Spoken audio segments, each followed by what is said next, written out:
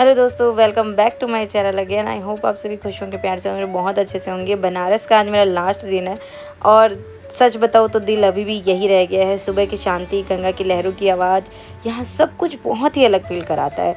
और बनारस सिर्फ मंदिरों का शहर नहीं है, यहाँ साड़ियाँ भी बहुत ज़्यादा फेमस है।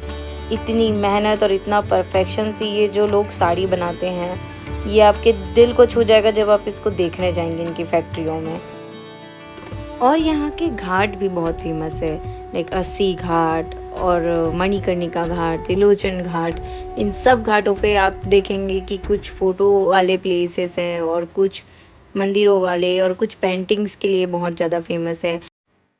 ये है मणिकर्णिका घाट, जहाँ ज़िंदगी और मौत एक साथ रहते हैं। कहते हैं कि यहाँ मोक्ष मिलता है और शायद इसीलिए बनारस सबसे अलग है।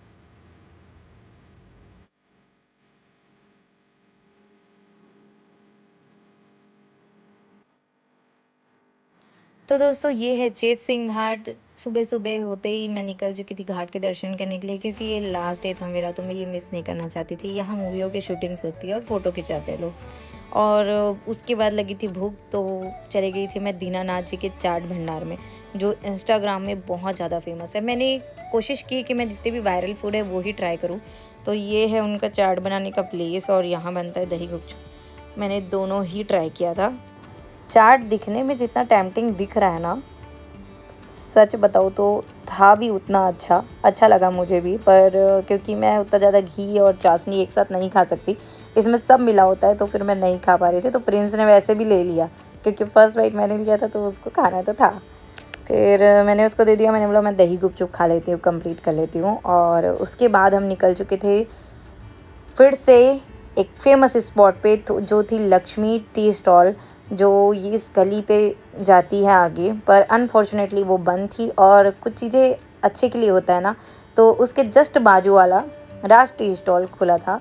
तो हम यहाँ आ गए और इनकी भी चाय और ब्रेड मलाई जो भी इन्होंने दिया था बहुत टेस्टी था, तो आप ये भी ट्राई कर सकते हैं।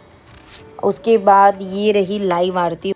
शाम की गंगा आरती एक ऐसा मोमेंट जो वर्ड में एक्सप्लेन ही नहीं कर सकते, बस फील करना पड़ता है। आप शांत दिमाग से यहाँ बैठ जाओ और जो गंगा आरती चल रही होती है वो फील करो बस, और कुछ भी मत करो। फिर मुझे कुछ चीज़ें एक्सप्लोर करनी थी। जो यहाँ फेमस था वो थी यहाँ की साड़ी फैक्ट्री, जहाँ पर हाथ से भी लोग साड़ी बनाते हैं और मशीन से भी। तो ये रही उनकी मशीन और इससे साड़ी बनती मैंने पहली बार देखा था लाइव में। मतलब इन लोगों ने बताया कि यहाँ पर सोने की जो जरी होती है ना, सोने की जरी वाली भी साड़ी बनती है, और धागे से जो बनारसी साड़ी बोला जाता है वो भी ऐसे ही बनती है। तो ये सोना नहीं है, पर ये जरी वाली साड़ी है। और ये रही उनकी मशीन इतनी बड़ी। यार हम लोग इतने इजीली बोल देते ना कि इतने महंगी साड़ी है, ये है वो है, पर सच में बहुत मेहनत लगता है। आप अगर सामने हाथ से बनता हुआ देखेंगे तब तो फिर आप बोलेंगे कि डिस्काउंट ही नहीं चाहिए। बाकी फिर मैंने सोचा कि अब मैं इनके यहाँ आ ही गई हूँ, इन लोगों ने कितने अच्छे से मुझे रिकॉर्ड करने का मौका दिया, तो फिर मैंने एक दो साड़ी उठा ही ली यहाँ से। और आप अगर फैक्ट्रियों के साइड जाओगे ना, जहाँ पर लोग खुद से बना रहे हैं, तो ये लोग खुद ही बनाते हैं और इनके जस्ट बाजू में इनकी शॉप होती है। ये अपनी ही बनाई हुई साड़ियाँ सेल करते हैं, हैंडमेड भी और मशीन वाली भी।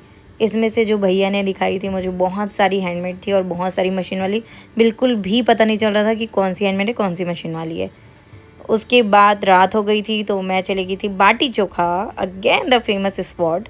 और मैं सच बताऊं तो बनारस आने के बाद मुझे सबसे ज़्यादा पेट भर खाना अगर कहीं मिला है तो वो है बाटी चोखा में। आप यहाँ, और यहाँ का अलग ही एक्सपीरियंस है, यहाँ का एक्सपीरियंस करो। नेक्स्ट डे की मेरी फ़्लाइट थी, तो नेक्स्ट डे मैं निकलने के पहले पिज़ेरिया जाना मुझे ज़रूरी था, क्योंकि ये भी फेमस स्पॉट थी। तो मैं जल्दी जल्दी वहाँ चली गई और मुझसे जो रिकॉर्ड हो पाया वो मैंने किया। ये है उनका थिन क्रस्ट पिज़्ज़ा, जो ये लोग खुद बेक करते हैं, खुद बनाते हैं। और यहाँ हमने आके ऑर्डर किया उनका फेमस पिज़्ज़ा, चीज़ वाला और एप्पल पाई, जो सब के सब ही ऑर्डर करके खा रहे थे। और पिज़्ज़ा भी इनका बहुत अच्छा था और एप्पल पाई भी बहुत अच्छा था।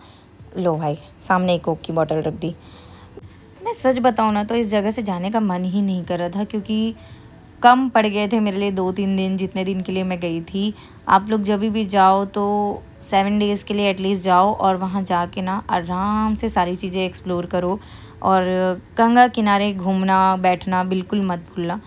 फिर मैं यहाँ से चली गई थी अपने रूम, और रूम जाके अपनी टी शर्ट पहन ली, क्योंकि मुझे फ्री ट्रैवल करना अच्छा लगता है, जो थोड़ा खुला खुला ऐसे रहे तो। और फिर मैं लास्ट में मिस नहीं करना चाहती थी गोलू कचौड़ी को, जो छोटी छोटी वाली कचौड़ी मैंने स्टार्टिंग में खाई थी, तो मैं वो खाने के लिए आ गई थी जल्दी से। और मैंने यहाँ आके सिर्फ खाया नहीं है, एक्चुअली मुझे आप लोगों को एक्सप्लोर करके बताना था, इसलिए मैंने आप लोगों को वो सब रिकॉर्ड करके यहाँ दिखाया प्रिंस ने है। बहुत कुछ बोला है पर कुछ भी रिकॉर्ड नहीं हो पाया क्योंकि गाड़ियों की आवाज़ बहुत ज़्यादा आ रही थी। तो ये रहा मेरा बनारस का आखिरी व्लॉग, और thank you so much for watching my vlogs and giving me so much love. Do like share and subscribe. Tata bye bye.